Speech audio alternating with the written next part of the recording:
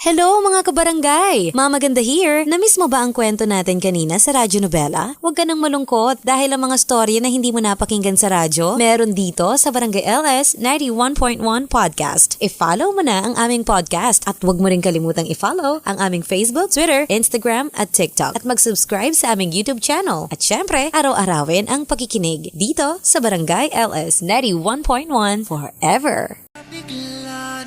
Kalimitan kasing hinuhusgahan ng mga taong wala pang love life, lalo na kapag matanda na sila. Ikaw naranasan mo na bang magkaroon ng kapareha sa buhay o hanggang ngayon ay wala ka pa ring matagpuan? Sabay-sabay nating tunghayan ang ating tampok na kwento. Ang sulat mula sa ating kabarangay na si Adi. Dito sa Radyo Nobela. Si Mama Ganda sa Radyo Nobela.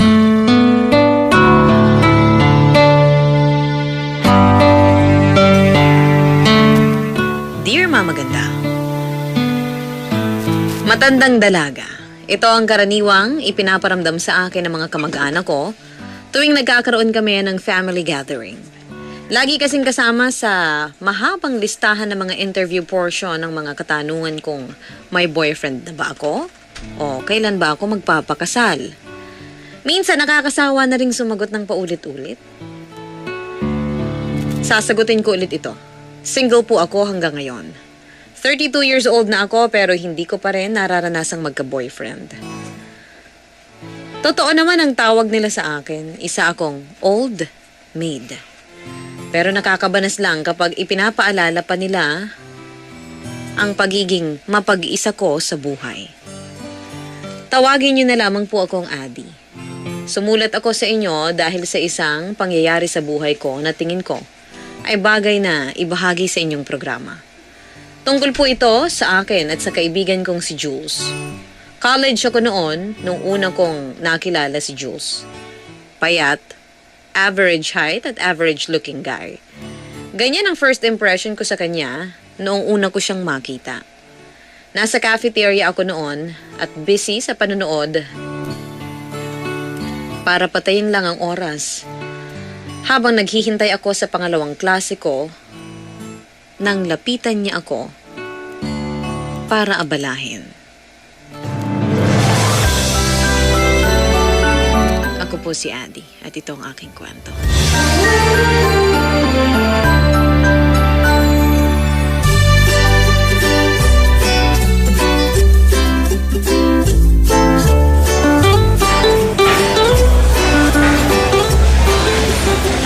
Yan ba yung trending na anime ngayon?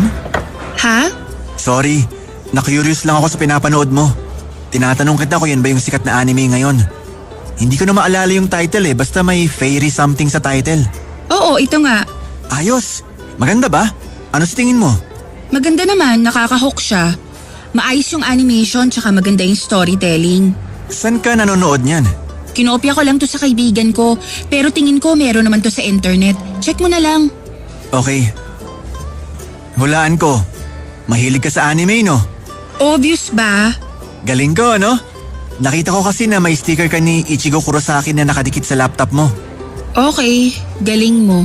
Salamat. Ano palang pangalan mo? Ako si Adi, 4th year college, anime lover. Favorite color ko, green. At ayoko sa mga taong madaldal. May tanong ka pa ba? Ang haba naman ng pangalan mo. Ako pala si Jules. 4th year college din ako. Hello, Jules. May pinapanood kasi ako. Pwede bang mamaya na lang tayo mag-usap? At saka sino ka ba? Ang sungit mo naman. Gusto ko lang naman makipagkaibigan Hanap ka na lang ng iba dyan. Hindi ko kailangan ng kaibigan. Ikaw gusto ko Ngayon lang kasi ako nakakita ng babaeng mahilig din sa anime. Anong favorite anime mo? Marami akong favorite anime pero para masagot yung tanong mo, favorite ko yung Big 3. May tanong pa? Anong Big 3? May ganun bang anime? Akala ko ba anime lover ka rin? Hindi mo alam yung Big 3? Hindi. Ano ba yon? Big 3 ang tawag sa 3 pinakasikat na anime sa buong mundo. Ah, ito ba yung one? Oo, yan nga. May tanong pa? Wala na po. Ikaw, may tanong ka ba sa akin? Wala. Makakaalis ka na. Sige, bye-bye. Nice talking to you. Sandali, may isa pa pala akong tanong. Ano? Pwede bang mahingi yung phone number mo? Hindi ako nagbibigay ng number sa taong hindi ko kilala. Pero kilala mo na ako ah. Nagpakilala na ako sa'yo kanina. Hindi kita kilala. Hindi ko nga maalala yung pangalan mo eh. Jules. Ako si Jules. Wala akong pake. Tingnan mo, 9:00 na pala. Di ko na natapos yung pinapanood ko. Sige, tapusin mo na. Aalis na ako. May klase na ako, kasalanan mo to eh. Dami ng tao sa cafeteria, ako pa yung kinukulit mo. Sorry na. Ba't ka nag-aayos ng gamit? Aalis ka na? Papasok na ako sa klase. Ihatid na kita sa classroom nyo. Hindi mo na ako kailangang ihatid. Hindi ako nawawala. At pwede bang tantanan mo na ako? Sisigaw ako dito kapag hindi ka pa umalis. Oo na. Aalis na.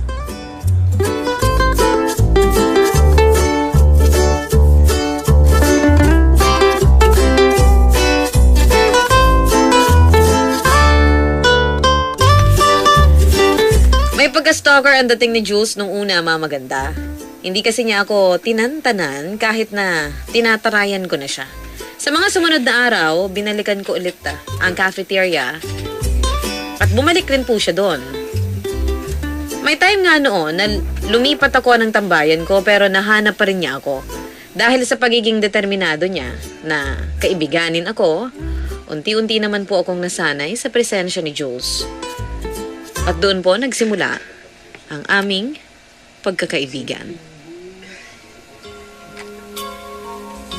Pareho po kaming mahilig sa anime kaya marami kaming napag-uusapan.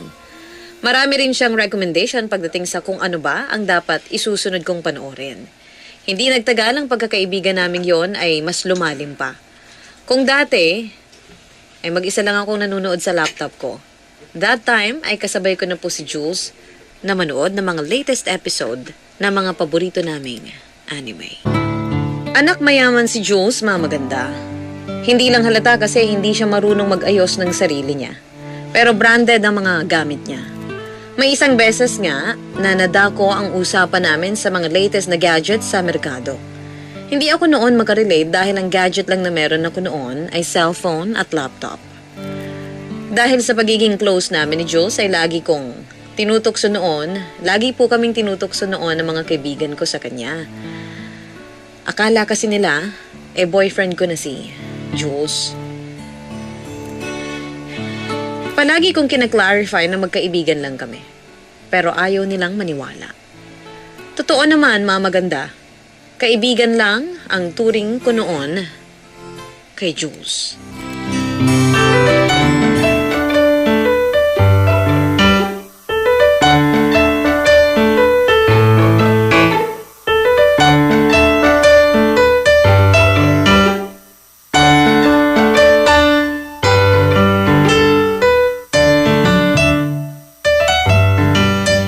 Adi! Nandito ka lang pala. Kanina pa kita tinetext. Shh! Hinaan mo nga yung bunganga mo. Mamaya palayasin tayo ng librarian dito. Wala yung librarian. Nakita ko siya nagme-merienda kanina sa baba. Ano palang ginagawa mo rito sa library? Wala ka sa cafeteria ngayon ha? Nagre-review ako. May oral exam kami mamaya. Paano mo pala ako nahanap? Malakas yung pang-amoy ko eh. Huwag mo nga akong etsusin dyan. Paano mo nga ako nahanap? Ang liit lang ng school natin. Paano kita hindi mahahanap? Kung wala ka sa cafeteria, nasa classroom ka ng next class mo. Kung wala doon, nasa likod ka ng school sa stage ng field natin. Itong library yung huling pinuntahan ko.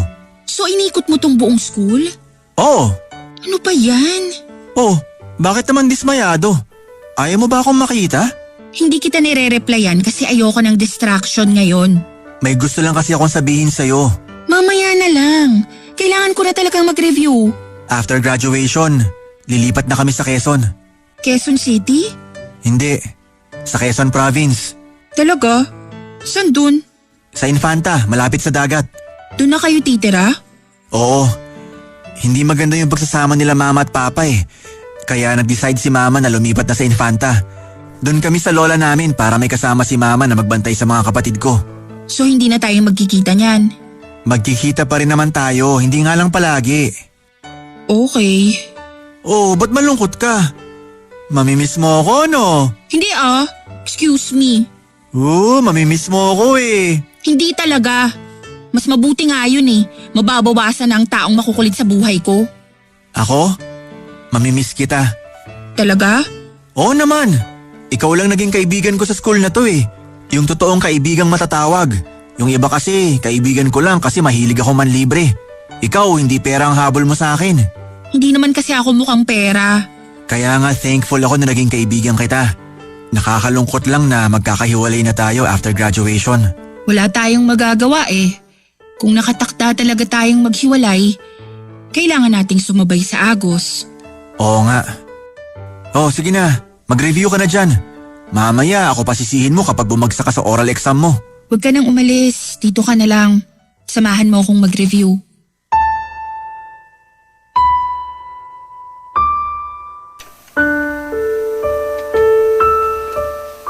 Hindi ko lang ito ipinaramdam. Pero ang totoo ay nalungkot talaga ako nung nalaman kong lilipat na sina Jules ng tirahan.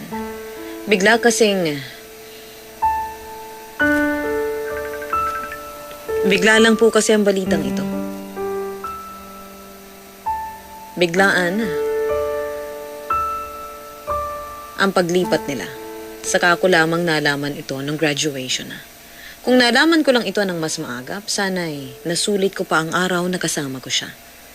Pagsapit ng graduation ay isang libro ang iniregalo sa akin ni Jules. Binigyan naman niya ako ng friendship bracelet 2 days after.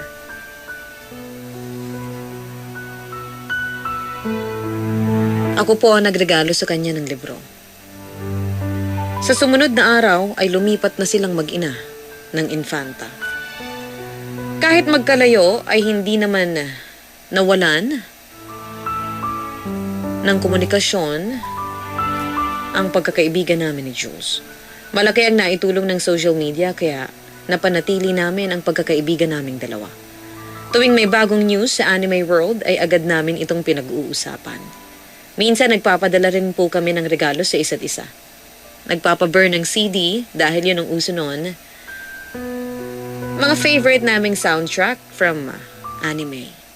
Sa totoo lang, simula nung nalayo si Jules ay mas lalo pang lumalim ang pagkakaibigan namin. Ironic nga eh, dahil kung kailan lumayo ang mga tirahan namin, saka naglapit ang aming mga nararamdaman. Napagtanto ko na mas serious side din pala, na may serious side din po pala si Jules. Mas marami kasi siyang nasasabi pagdating sa mga chat kesa sa personal. Dahil dito ay nagbago ang tingin ko sa kanya. At unti-unti ay nakabuo ako ng pagkagusto sa lalaking dati ay ayaw na ayaw ko. 1 taon matapos lumipat sina Jules ay sinimulan naming habulin ang mga pangarap namin sa buhay. Naging busy na kami sa kanya-kanya naming trabaho. Ang dating gabi-gabing chats at calls ay dumalang. Ang mga updates namin sa isa't isa ay nangyayari na lang kapag may nakakaalala. Ang naisip ko noon ay dahil nagsisimula na kaming maging adult. Nagbago na ang priorities namin at totoo naman po yun. Pero hindi naglaon, nalaman ko ang rason kung bakit unti-unti nang nalalayo ang loob sa akin ni Jules. Yun ay may girlfriend na pala siya, maganda. Nasaktan ako nung napag-alaman ko na hindi na pala single si Jules. Kasalanan ko rin naman kasi sobrang ma-pride ako, maganda. Ayokong umamin noon sa nararamdaman ko sa kanya. Sa huli, katulad ng lagi kong sinasabi, sumabay na lang ako sa Agos. Wala naman akong choice dahil pagiging magkaibigan lang ang meron kami ni Jules nung time na yon. Ang ginawa ko na lang ay ibinuhos ko ang buong atensyon ko sa pagtatrabaho para mawala sa isip ko si Jules. And true enough, naka-move on din naman ako. Malaki ang naitulong ng pagtigil ng communication naming dalawa. Hindi na siya noon nag-chat kaya hindi na rin ako nag-chat sa kanya. Hanggang dumaan ang mga taon ay nakalimutan na lang namin ang isa't isa. Pero isang araw habang nakababad ako sa Facebook ay isang lalaki ang nag-comment sa profile picture ko. XAM. Yun ang nakalagay. Yun ang nakalagay na pangalan sa halip na S ay X ang letra ng simula nito. Late ko nang na-realize na si Jules pala ito at binaliktad lang niya ang pangalan niya. In-add ko siya At agad din naman niya akong inaccept. At pagkatapos noon, bigla na lamang siyang tumawag sa akin.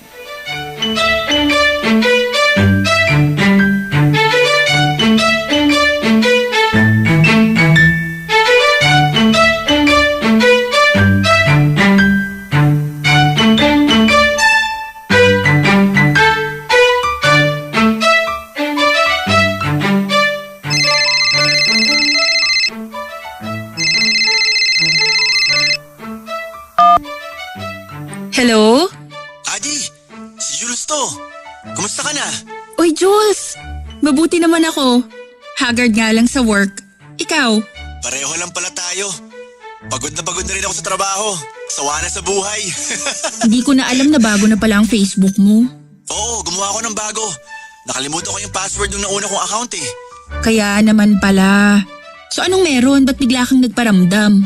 Wala lang. Bigla kitang naalala eh. Di mo ba ako na-miss? Hindi. Aray naman. Ako kasi na-miss kita eh. Sus, akala mo naman. Ikaw nga tong biglaan na lang nawala simula nung nagka-girlfriend ka. Totoo nga yung sabi nila, once na lumayo ang isang kaibigan, ibig sabihin nun, may jowa na. Ikaw din naman tumigil ka sa pag-chat sa akin eh. Aminin mo. Eh sino bang last message sa chat natin nun? Hindi ba ako? After nun, hindi ka na nag-reply. Akala ko hindi ka na interesado kaya hindi na ako nag-chat. Ito naman, hindi lang nakapag-reply, nagtampo na agad. Naging busy na rin ako kasi sa trabaho kaya ganun. Naiintindihan ko naman. Kumusta na pala kayo ng girlfriend mo? Maayos naman kami. May anak na kami. May anak ka na? Oo, 2 years old. Babae. Wow! Ang bilis talaga ng panahon. Parang kailan lang nung bata pa tayong nanonood ng anime sa kantin, tapos ngayon tatay ka na pala. Oo nga eh. Ikaw, may boyfriend ka na ba? Ano yung boyfriend? Wala pa. Sa sobrang busy ko sa work, wala akong time para dyan. Ang work hindi nawawala yan. Pero ang tao nauubos. Simulan mo na maghanap ng nobyo dyan. Baka mamaya tumanda kang dalaga. Sa ganda kong to, hindi ako tatandang dalaga, no? Alam ko naman yon. Pero Adi, hindi lang basta-basta bumabagsak ang mga lalaki sa harapan mo. Kailangan mo din makipag-date minsan. Kung sa bagay, napakasuplada mo kasi. Kaya siguro takot kang lapitan ng mga lalaki. Grabe ka naman sa akin. Oh, totoo naman, di ba? Hindi kaya. Oo kaya. Ang taray mo nung una kitang nakilala. Eh kasi naman ang kulit mo nun. Para kang kabuti na bigla na lang sumusulpot tapos hindi na ako iniwan. Ay mali, iniwan mo pala ako kasi lumipat ka sa Quezon. Ang lungkot siguro ng buhay mo ngayon, no? Kasi nawala ako sa tabi mo. Excuse me po, hindi lang ikaw ang source of happiness ko, no? Pero aminin, isa ako sa happiness mo, di ba? Well, oo. Pero slight lang. Sabi ni alam ko naman na type mo talaga ako eh. Ayaw mo lang kasing umamin. Kapal ng mukha, hindi kita type. Mawalang galang na ha. Oo na, hindi na. O sige na, papasok na ako sa office. Tumawag lang ako para kumustahin ka. Okay, sige. Ingat ka sa work. Bye-bye. Keep in touch ah.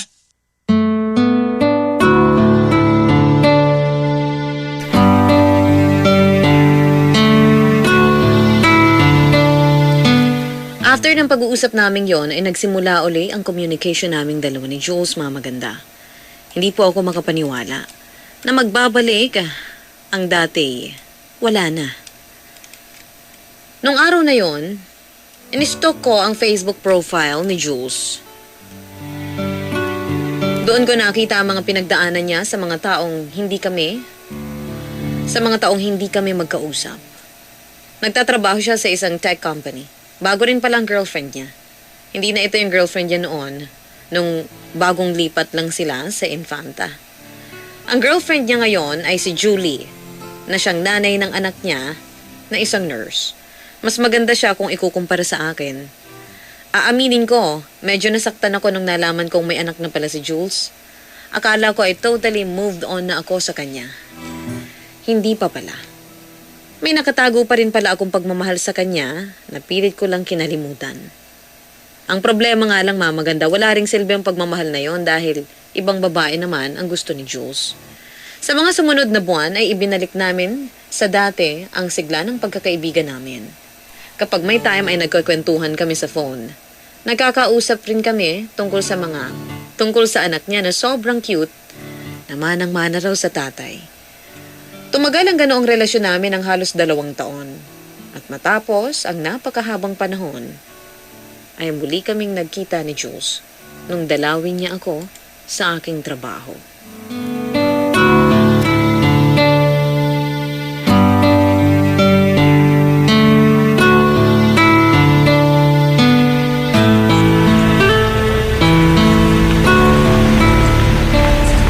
Adi!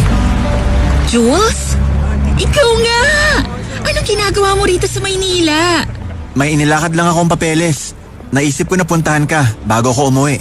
Paano mo naman nalaman kung saan ako nagtatrabaho? Di ba nga malakas ang pang-amoy ko? Nahahanap kita kahit saan ka magpunta. Yung totoo, paano nga? Nakita mo sa Facebook? Hindi. Nagpunta ako sa bahay nyo. Nasa trabaho ka raw, sabi ng nanay mo. Dito niya ako pinapunta. I see. Grabe, ibang-iba ka na. Medyo nagkalaman ka ngayon ah. Ikaw din naman. Hoy, hindi ah. Nagkikito diet kaya ako. Totoo ba? Mataba ako? Biro lang. Ang sexy mo nga eh.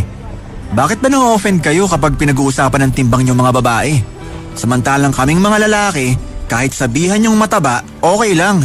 Kasi masyadong mataas ang standards ng lipunan pagdating sa mga babae. Kaya nga sobrang dami naming insecurities eh, kaya medyo offensive nga kapag timbang na namin ang pinag-uusapan. Ganun ba yon? Oo, ganun yon. Nga pala, kumusta na kayo ng girlfriend mo? Nag-aaway pa rin ba kayo? Paano mo nalaman? Sira, nakwento mo sa akin. Naaalala mo nung bigla mo akong tinawagan, 1:00 ng madaling araw? Lasing ka nun. Sa akin ka nag-vent ng mga problema nyo ng girlfriend mo. Talaga ba? Hindi ko maalala yun ah. Galit na galit ka nga nun eh. Damang-dama ko kahit sa tawag lang. Naghiwalay na kami ni Julie. Naghiwalay na kayo? Bakit? Hindi ko ba sinabi yung rason nung tumawag ako sa'yo? Hindi. Basta ang sabi mo lang galit ka sa girlfriend mo nung time na yun. Nahuli ko siyang nag-cheat. Oh my gosh! Haliparot na babae! Sobrang toxic na ng relationship namin. Yun na yung last straw. Kaya hindi ko na siya binigyan ng second chance. Paano yung bata? Mag-i-stay siya sa akin. Kukunin ko siya sa Australia. Australia? Lilipat na kami doon. Kukunin kami ng tita ko na nakatira doon. Kaya ako nandito sa Maynila ngayon kasi may nilalakad akong papers. Doon na kayo titira? Sawa na ako sa buhay dito eh. Gusto ko magsimula ulit sa ibang bansa. Ganun ba? Eh di mas magkakalayo na naman pala tayo. Malayo na nga yung Quezon, mas malayo naman yung Australia. Huwag mo namang ipahalata na mamimiss mo ko. Oo, mamimiss kita. Mamimiss kita ng sobra, Jules. Ano, happy? Narinig mo na yung gusto mong marinig? Yan, ganyan dapat. Dapat hindi mo pinipigilan yung feelings mo sa akin. Dapat maging open ka sa nararamdaman mo. Ang filingero mo talaga. Di ka pa ba sanay? Medyo sanay na. Tapos ka na ba sa trabaho? Oo, kaka-out ko lang. Bakit? Tara, kain tayo sa labas. Bago ako bumalik ng Quezon. Sure!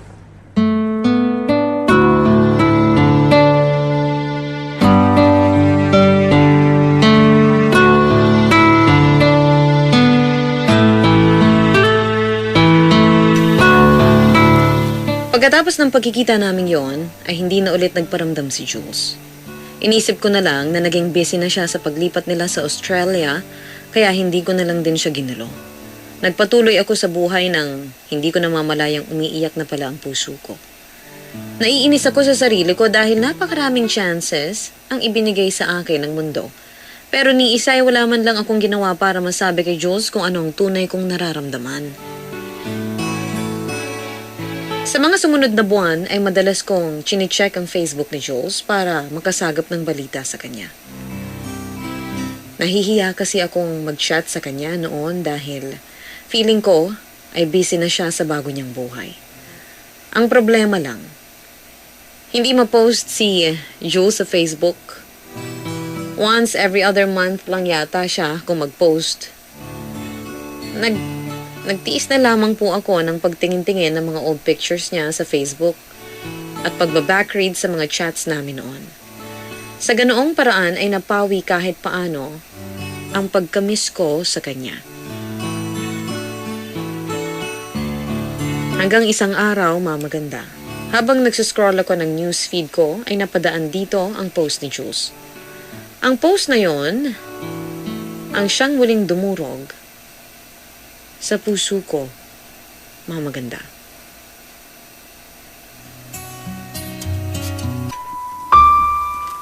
Ang latest post ni Jules sa kanyang Facebook ay isang litrato.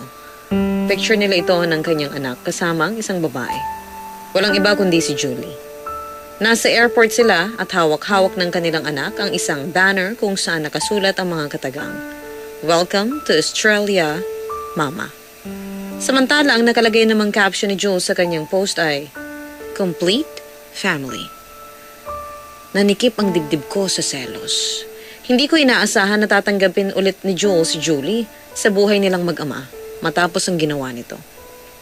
Ang malala ay kinuha pa nila si Julie sa Australia. Nung time na yon ay gustong-gusto ko nang tawagan si Jules para tanungin kung ano ang nangyari. Ang sabi niya sa akin, nung huli kaming magkita, hindi na niya bibigyan ng second chance si Julie. Pero heto't magkasama na sila ngayon sa Australia. Hindi ko alam, maganda kung bakit ganun na lang ang naramdaman ko nung nalaman ko na buo na ulit ang pamilya ni Jules. Para maibsan ang sakit na nararamdaman ko, ay nag-deactivate na lang ako ng social media. Masyado na kasi akong naaapektuhan noon sa mga nangyayari. Naisip ko na magpahinga na muna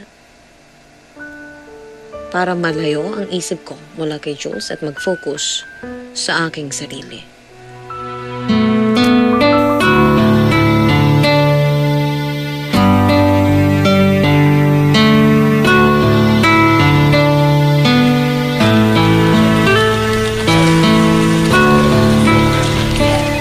Ate Adi, yung report na pinapagawa daw ni boss, nagawa mo na? Oo, tapos na. Kailangan na ba niya? Pinapasend niya sa email, tsaka kailangan din daw niya ng hard copy. May naprint na akong copy. Nandyan sa kabilang table, pakikuha mo na lang. Saan dito? Yang yellow folder. Okay, ako na magbibigay kay boss nito. Salamat. Nga pala, nag-deactivate ka ba ng Facebook mo? Oo, bakit? I-chat sana kita kagabi. Magtatanong ako tungkol sa upcoming event natin next month, kaso hindi kita mahanap sa chatlist ko. Nag-deactivate ako kaya hindi mo ako mahanap. Naisip ko nga yun. Bakit ka nag-deactivate? May iniiwasan akong tao sa Facebook. Sino? Basta. Ex mo? Hindi. Isang taong malapit sa puso ko. Malapit naman pala sa puso mo, so bakit mo siya iniiwasan? Kasi baka hindi ko mapigilan ng sarili ko. Matawagan ko siya nung wala sa oras. Eh di tawagan mo. Bakit mo pinapahirapan ang sarili mo ng ganyan? Hindi pwede. Hindi ko na siya pwedeng kausapin. Bakit naman? Kasi may pamilya na siya at ayoko makasira ng pamilya. Hindi ako homewrecker. Gets. Mabuti yan. Pigilan mo na lang talaga ate kasi mahirap maging kabit. Hindi mo gugustuhin yun. Bakit? Naging kabit ka na ba? Hindi, pero may kilala akong kabit. Nakuha nga niya yung lalaki pero hindi naman maganda yung buhay niya. Malungkot nga siya actually. Huwag kang mag-alala, hindi ako magiging kabit. Hindi ako ganun. Good to know. Kaya naman pala sobrang tahimik mo nitong mga nakaraang linggo. May pinagdadaanan ka na pala. Kasalanan ko rin naman eh. Bobo ako. Nasa harapan ko na, pinakawalan ko pa. Yun lang. Ang hirap ng ganyan. Puro pagsisisi ang nararamdaman mo. Ang sabihin mo, puro what if ang tumatakbo sa isip ko ngayon. Hay, nako. Cheer up Ate Adi, marami pang lalaki dyan. Marami nga. Hindi ko naman mahal. Try mo ibaling sa iba yung nararamdaman mo. Baka sakaling makatulong sa pag-move on mo. Ewan ko, bahala na. Pasensya na, di kita madadamayan ngayon. Tambak ako sa trabaho eh. Okay lang, kaya ko na to. Sanay na ako. O sige, maiwan na kita. Bibigay ko pa to kay boss. Usap tayo kapag pareho tayong nagkaroon ng time. Sige, salamat.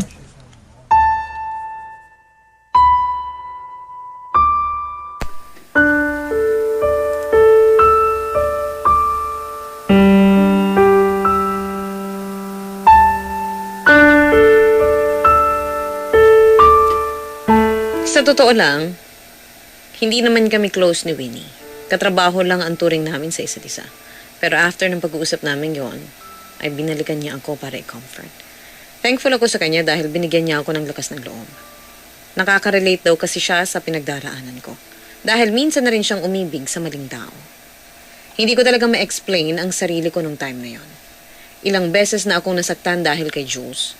Pero hindi ko alam kung bakit labis akong natamaan nung nakita kong masaya na siya kasama si Julie. Siguro dahil nasasayangan ako sa opportunity nung naging single siya ulit. Chance ko na kasi sana yon para sabihin ang totoo kong nararamdaman para kay Jules. Pero hindi ko po ginawa. Isa sa mga advice sa akin ni Winnie ay harapin ko raw ang problema ko. Yun ang ginawa ko. Bumalik ako sa social media at ginawa ko ang matagal ko nang gustong gawin. Chinat ko si Jules, pero ang inaasahan kong reply ay hindi dumating. Pagkatapos ng isang linggo ay nagulat na lang ako nang bigla akong tinawagan ni Jules.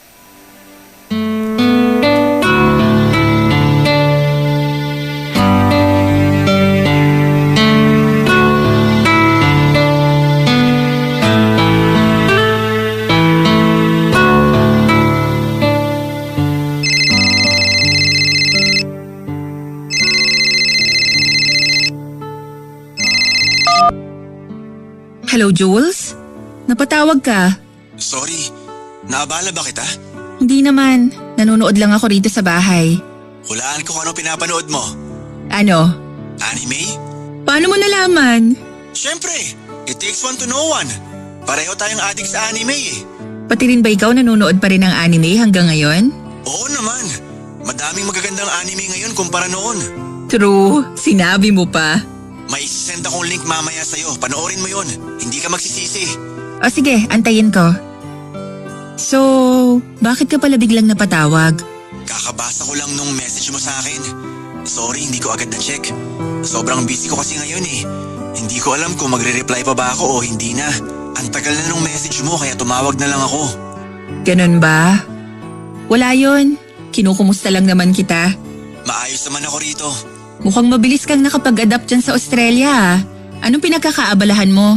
Marami. Magkakaroon kasi kami ng garden wedding ni Julie ngayong weekend. Ha? Ikakasal na kayo? Oo. Small ceremony lang para maging legal na lahat. Teka nga lang. Akala ko ba hindi mo nabibigyan ng second chance si Julie? Curious lang akong malaman kung anong nangyari. Wala eh. May anak na kami. Tsaka nagsisi naman na si Julie sa nagawa niya. Nagbago na siya. Nangako siya sa akin na babawi raw siya. Yun lang? Ganun lang? Oo. Bakit? Wala. Sabihin mo na. Ganyan ka kasi palagi eh.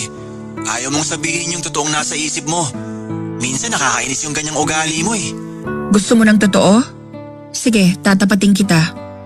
Gusto kita, Jules. Noon pa man. Noong mga bata pa lang tayo, gusto na kita. Oo, alam ko. Alam mo? Nararamdaman ko naman eh. Pero bakit wala kang ginawa? Marami akong ginawa, Adi. Ikaw yung walang ginawa. Lagi mo akong ipinagtutulakan palayo eh. Naghintay ako. Hinintay ko na dumating yung araw na tanggapin mo kung ano yung totoong nararamdaman mo sa akin.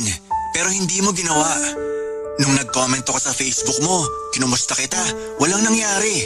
Nung pinuntahan kita sa trabaho, sinabi kong wala na kami ni Julie, wala ka rin ginawa.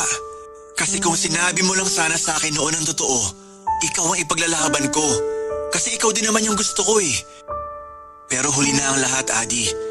Nakatali na ako sa iba. Ito na yung buhay na pinili ko. Ito na yung buhay na papanindigan ko. Itinutulak kita palayo kasi akala ko hindi ka seryoso sa mga sinasabi mo. Palagi ka kasing nagbibiro eh. Hindi ko alam kung totoo ba o biro lang yung mga pinaparamdam mo sa akin. Pero wag na tayong magsisihan. Tama yung sinabi mo. Too late na. May pamilya ka na. Mag-focus ka na lang dyan. Kaya ko na yung sarili ko rito. I'm sorry. Sorry din. Pero at the same time, thankful ako na dumating ka sa buhay ko, Jules. Forever kong ite-treasure yung memories na meron tayo. Ako rin. Hindi ko malilimutan ang mga pinagsamahan nating dalawa. Sige na. Next time na lang ulit tayo mag-usap. Alam kong busy ka. Sige, mag-ingat ka palagi, Adi. Bye-bye, Jules. Gumaan ang pakiramdam ko nung nasabi ko ang lahat kay Jules. Sa wakas, nailabas ko rin ang isinisigaw ng puso ko. Kaso nga lang huli na ang lahat. Hindi naman ako maasa na pipiliin ako ni Jules after ng confession namin sa isa't isa. Sa teleserye lang kasi nangyayari yon. Hindi naman ako hopeless romantic para mag-isip ng ganong bagay. Tsaka isa pa, ay ayokong sirain ang kompleto niyang pamilya. Tinanggap ko na lang ang naging kapalaran naming dalawa. Marami man akong pagsisisi sa huli. Sa tingin ko ay tama lang ang naging pasya ko. Nalayuan na si Jules at ang pamilya niya. Nag-focus na lang ako sa trabaho at sa pagbibigay ng love sa aking sarili. After ng pag-uusap naming yon, ay hindi na ulit kami nagkausap hanggang sa tuluyan na akong nawala ng balita sa kanya. Kung tatanungin niyo ako ngayon, kung naka-move on ako sa parte ng buhay kong iyon, happy naman ako, Mama Ganda. Happy na ako ngayon. Kontento na ako sa kung anong meron ako. Hindi pa ako naghahanap ng pag-ibig. Hahayaan ko na lang na tadhana ang magpasya para sa akin. Kung tatanda akong dalaga, edi tatanda akong dalaga. Basta ang gusto ko lang ay tumigil na ang mga tao sa pagtatanong kung bakit single pa rin ako hanggang ngayon.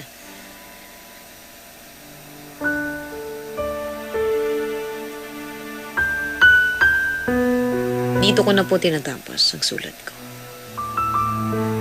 Maraming salamat po, Mama Ganda, sa pagkakataong ito na maibahagi ko ang kwento kong matagal-tagal ko ring itinago.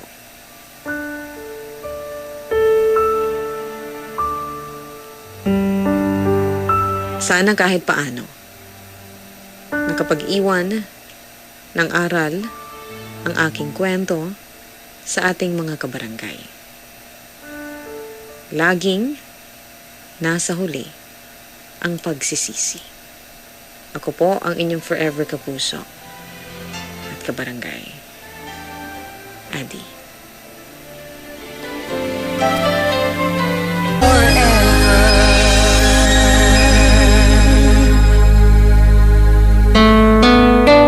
Si Mama Ganda sa Radyo Nobela.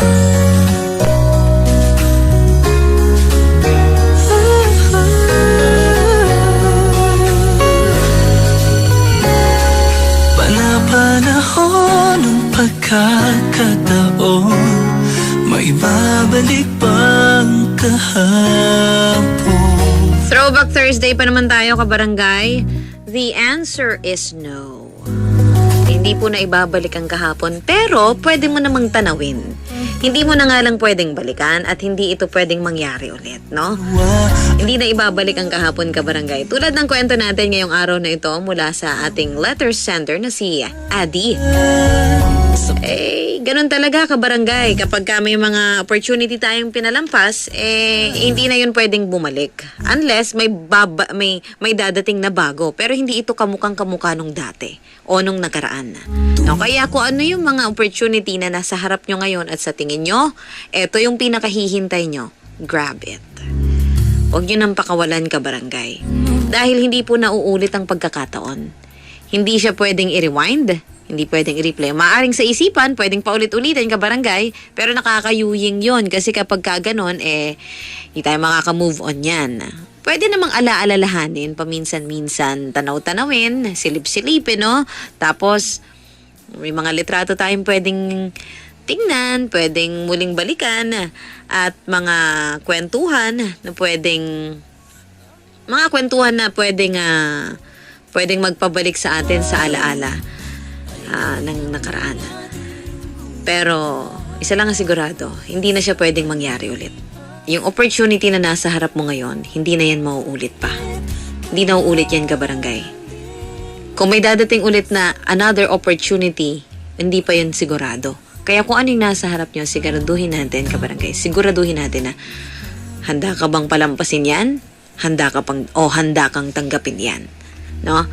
So, sa kwento ni Adi, paulit-ulit na binabanggit natin ang katagang nasa huli ang pagsisisi.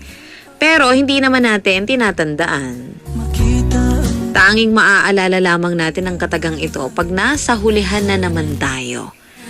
No? Yun ang nakakatawa sa ano na yan sa katagang yan sa kasabihan na yan. Nasa huli ang pagsisisi. Kaso hindi mo agad maaalala yung katagang yan pag nasa unahan ka pa. Maaalala mo lang siya pag nasa hulihan ka na. Kaya, ang payo natin, kabarangay, kung sino yung nasa harap nyo, mahal mo. Mahal mo. Tinanong mo ang sarili mo, kaya ko kayang tumanda kasamang taong to? Ibig sabihin, mahal mo. Ibig sabihin, wag mo nang pakawalan. No? Ngayon, kung kaya mong mabuhay nang wala siya.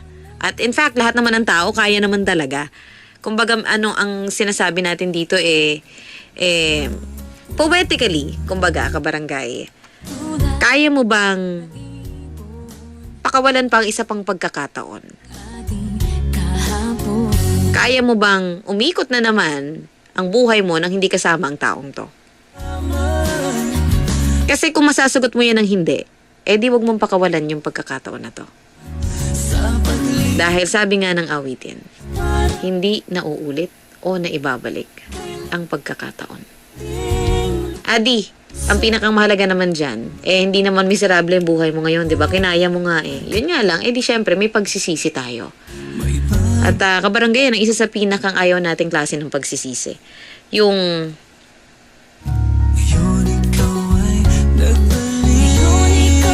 may palampasin tayong pinakamamahal nating tao. Yung meron tayong palampasing pagkakataon na aminin at may isa katuparan. Yung pagmamahal na gusto nating ibigay dun sa taong yun.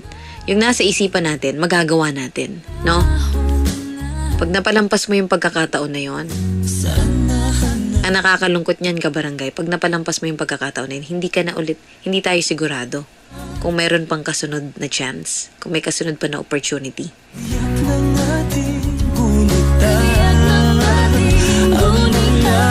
Yan ang isa sa pinakang pagsisisi na ayaw nating maranasan. Palampasin yung taong pinakamamahal natin. Panapanahon ng pagkakataon,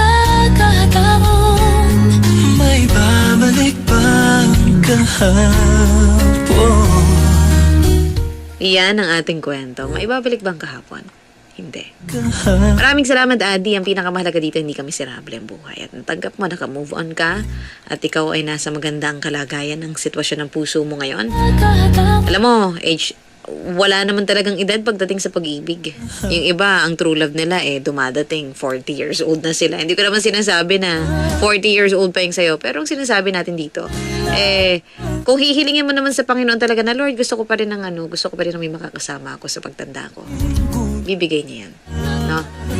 Hindi na nga lang sa katauhan ng iyong first true love.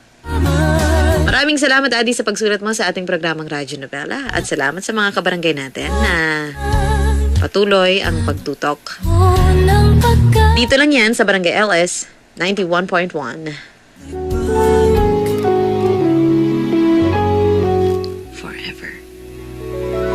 Hello mga kabarangay! Mamaganda here! Namiss mo ba ang kwento natin kanina sa Radyo Nobela? Huwag ka nang malungkot dahil ang mga storya na hindi mo napakinggan sa radyo, meron dito sa Barangay LS 91.1 Podcast. I-follow mo na ang aming podcast at huwag mo rin kalimutang i-follow ang aming Facebook, Twitter, Instagram at TikTok at mag-subscribe sa aming YouTube channel. At syempre, araw-arawin ang pakikinig dito sa Barangay LS 91.1 forever!